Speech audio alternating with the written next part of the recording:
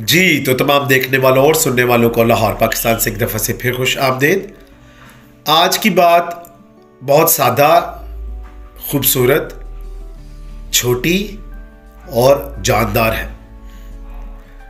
वो कुछ इस तरह है कि अपनी हद को जानिए। बहुत खूब।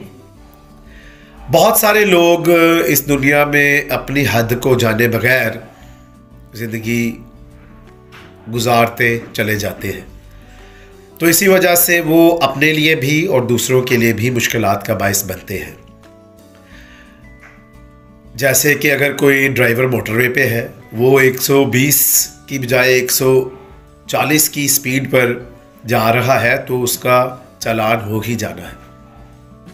इसी तरह जो मेरा काम है या मुझे आता है, अगर मैं उसको छोड़कर किसी ऐसे शख्स को मशवरा देना शुरू कर दूं जो कि अपने काम में माहिर है या अच्छा है, उस शख्स को मशवरा देकर हज़ीमत ही उठाऊंगा।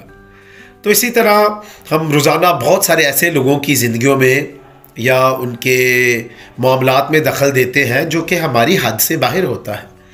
तो फिर आए हम अपनी हदूद को जानें, और यकीन मानिए जब हम अपनी हद में रहेंगे तो हमारी इज़्ज़त भी रहेगी और लोग हमें अच्छे जहन वाला भी समझते रहेंगे।